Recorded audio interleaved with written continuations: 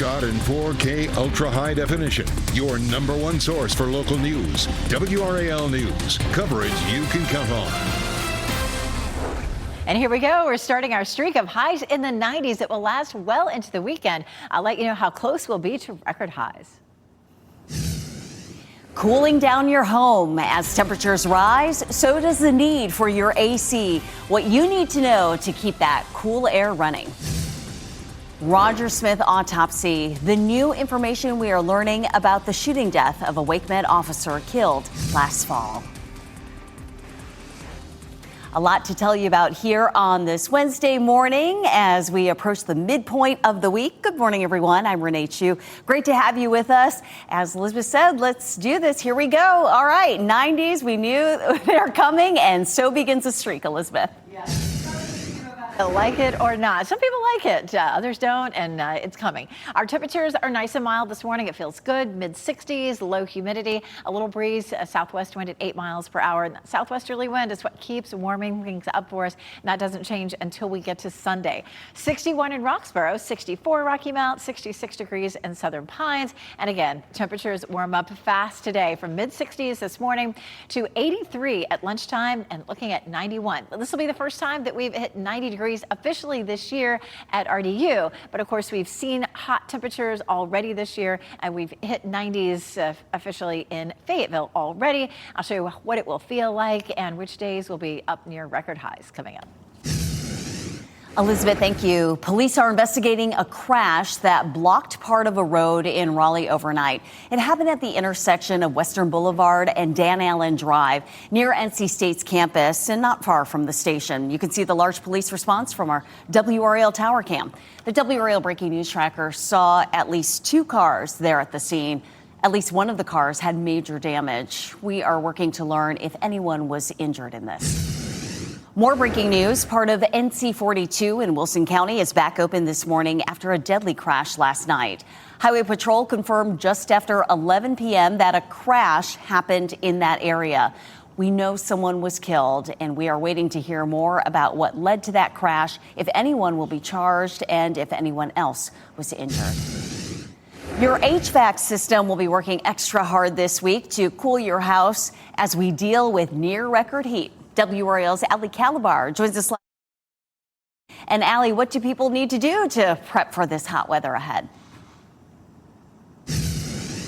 Experts recommend that now is the best time to check on your AC units, especially before it starts getting extra hot. They recommend that getting a maintenance check on your HVAC system in the spring, especially if your AC was struggling last summer.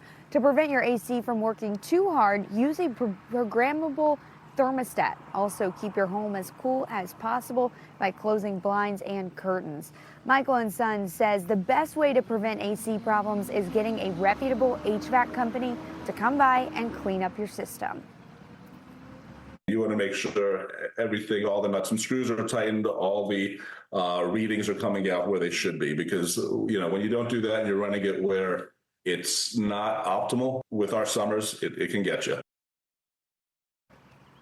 I looked at several companies in the Triangle, and you can get a maintenance check between $70 and $200, depending on what kind of unit and what kind of plan you select. Now, Michael & Son says that they are prepared for an extra number of calls this week. Reporting live in Raleigh, Ali Calabar, WRAL News.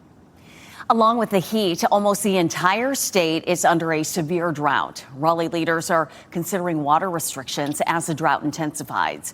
This is Video Falls Lake, a major water source in Wake County. The city of Raleigh says restrictions could go into effect in the coming weeks. This is because of the current water level and a lack of rain in the forecast. That could mean limiting the time of day you can use water and how much. It's been nearly 20 years since Raleigh has put water restrictions in place. And as you heard Elizabeth talk about, this heat wave will stick around for a while. Now is the time to take out your phone and download the WRAL weather app. Be sure to turn on your push notifications so you can know about any heat warnings and when cooler weather moves back in. We are learning more details about the shooting death of a Wake Med police officer. Officer Roger Smith was shot and killed in the Wake Med Garner emergency room last November. A new autopsy report says the suspect, Benji Martin Jr., got the gun from Smith after fighting the ER and then shot him. The medical examiner says Smith was shot twice. Martin was also shot but recovered from his injuries. He's charged with murder and is expected back in court on April 30th. Wake Med police officer Roger Smith was among the fallen officers honored in a service last night. Law enforcement and state leaders paid respects to 4 police officers in Greensboro, and Roger Smith was on the list of officers added to the state's honor roll of fallen officers. Those wounds are still kind of raw, and we support each other. We still support their families, but these services just a lasting testament to their service and what they meant to us and to our community. Never forgotten, there are 568 names on the state's list of fallen officers. Tonight, parents in Wake County can share their thoughts on the school district's budget after millions of dollars were proposed in cuts. WRAL's Kelsey Coffey joins us live from Wakefield Middle School this morning. And Kelsey, tonight's feedback session comes after the superintendent's proposal received a lot of pushback. Yes, Renee, and since then there have been a few revisions, but tonight, Wake County parents, you're invited to come here to Wakefield Middle School to share some of your thoughts. So you'll have a chance to learn more about the district's budget and share your thoughts on how this could possibly impact funding at your child's school. This comes after Superintendent Robert Taylor proposed $5.2 million in budget cuts. These cuts would be in areas like transportation and education literacy coaches. Taylor plans to propose more cuts later this month. Next year's budget would still be an increase overall, but that's only to make up for increased costs, such as pay raises. If state-funded employees get a salary increase, Wake County and other local districts would have to match it. That could increase costs by tens of millions of dollars each year. You can share your feedback on how you think the districts should spend their money tonight at 6 o'clock. Kelsey Coffey, WRAL News. I'm in Raleigh. Looking ahead, the Wake County school system wants to change calendars at 8 schools. Discussion on those changes was canceled because of a power outage at the school district headquarters where the board meets. The schools are mostly in the western part of Wake County. The district says their enrollment isn't high enough for the year-round calendars that they're currently on. It's not clear when they will be able to resume the discussion. The district plans to issue a second draft of its proposal on May 5th. A vote could happen 2 weeks after that. 2 teens now charged in connection with the shooting that put Carborough High School on lockdown. Sky 5 flew over the area early yesterday afternoon. Students tell us they heard gunshots in the woods near campus around lunchtime. No shots were fired on campus and no one was hurt. Police tell us the shooting happened nearby, outside of the school. A 16 and a 17-year-old were involved, and one of them, we're told, is a student at Carborough High. Officers did not say what led to the shooting. They did say additional charges are possible. Durham's Hillside High School also went on lockdown yesterday after reports of a student with a weapon on campus. Students were released later than usual, but no weapon was found. The U.S. military says its blockade of Iranian ports has completely stopped economic trade going in and out of Iran by sea. Now, in the first 24 hours of the blockade, American warships issued warnings to 6 ships, prompting them to turn around. This comes as a second round of peace talks between the U.S. and Iran could be held as soon as this week. NBC News is reporting opening the Strait of Hormuz is a major sticking point in the negotiations, and so is Iran's nuclear capability. New data from the Bureau of Labor Statistics shows wholesale inflation hit a 3-year high last month. The producer price index rose 4% in March from a year ago.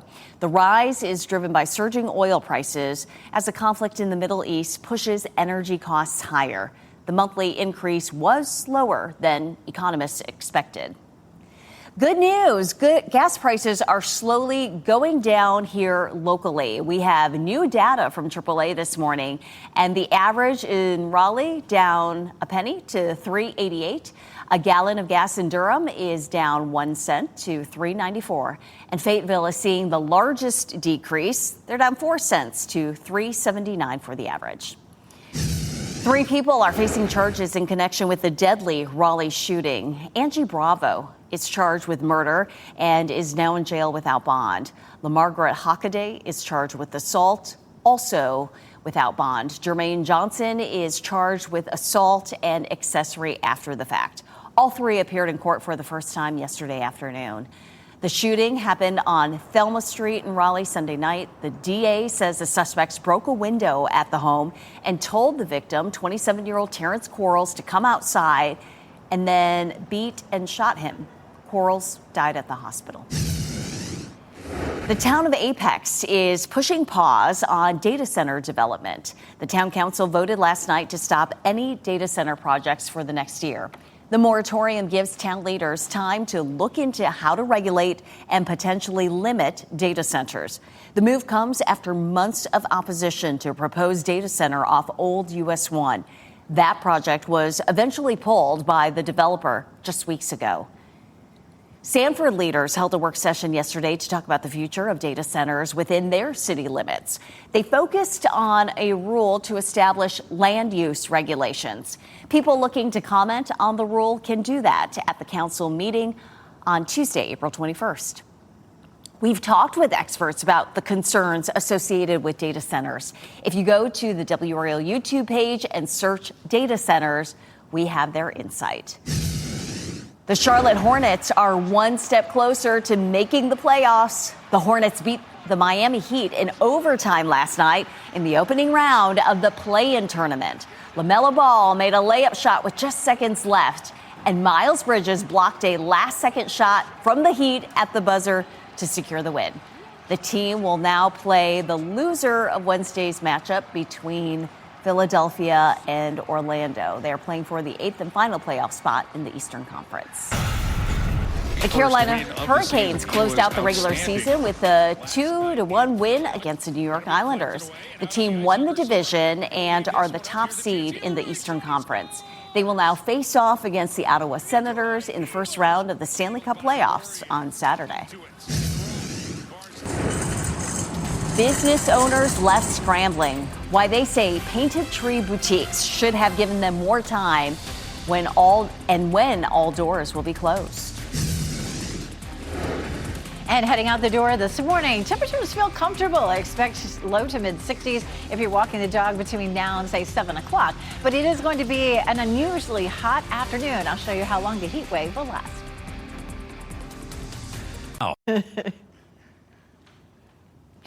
Meteorologist Elizabeth Gardner. It is 4:46, and Wednesday is the day that we remind everyone that breast health is important all year round. Of course, Breast Health Awareness Month is in October, but we decided here at WRAL every Wednesday to light the tower in pink, just so that everybody remembers year round. Right now it's 65 in Tarboro, 64 in Fayetteville, 62 Irwin, 60 in South Hill. Our skies are mostly clear to partly cloudy. It's going to be a nice day, but warmer than yesterday. We'll warm up into the low 80s at lunchtime. It'll be nice to sit outside and eat your lunch, especially in a shady spot. Our humidity remains low, so it feels nice and comfortable in the shade, even when it's pretty hot out there. Comfortable walking the dog this morning in the mid 60s, but we climbed to 91 this afternoon all across our area, and I'll show you why the heat sticks around into the weekend coming up. Elizabeth, thank you. Painted Tree Boutiques is abruptly closing all of its stores. This includes the Raleigh and Cary locations. The company told vendors at more than 60 stores nationwide that it plans to end all business operations effective immediately. They were asked to get all of their inventory by Sunday, April 24th. We went by Crossroads Plaza yesterday and saw several vendors already moving out. And when we spoke with them, they shared a similar reaction. Completely shocked. I've had a booth here for over 2 years and have always done well. I know that that's hit or miss with other vendors, but had no idea this was happening. Would have been nice to know more ahead of time. but I don't even think the store managers realized. the store managers didn't know either. So. Several vendors told us they thought Painted Tree should have given them more notice so they could have discount items and have a going out of business sale.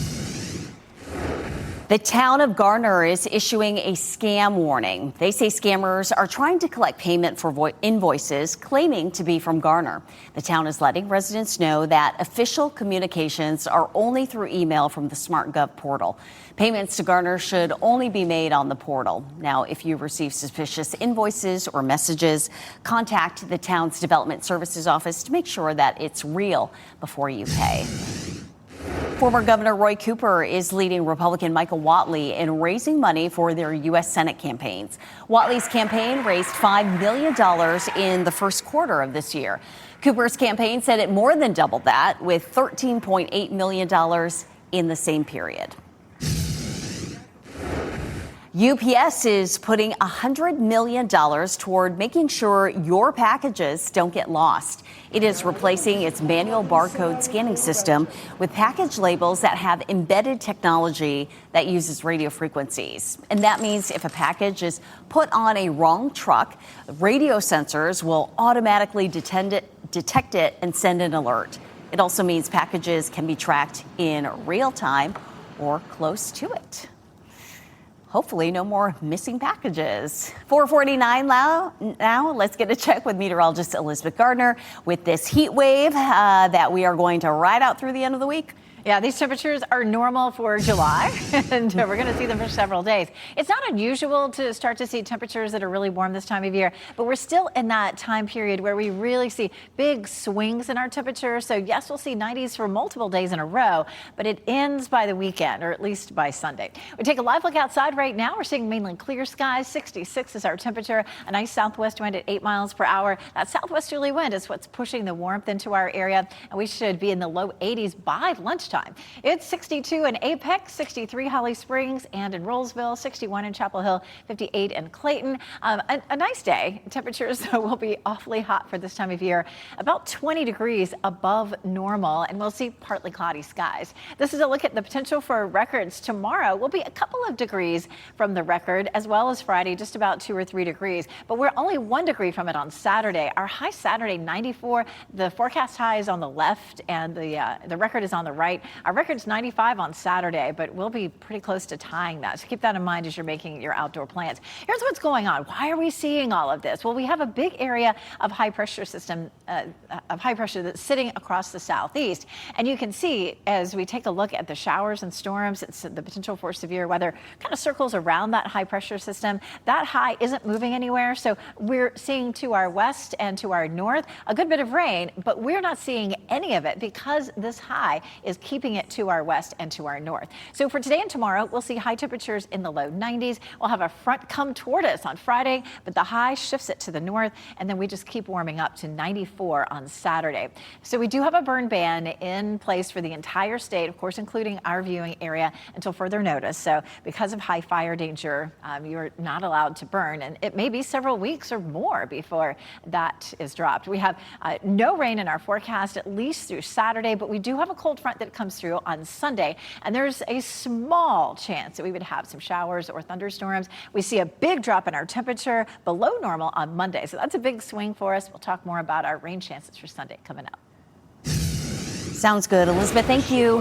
Heading to space. The two films, fiction and reality, getting some extra time to shine. Who we are. It's a part of being a human. The exploration we're doing is the first few steps on the path.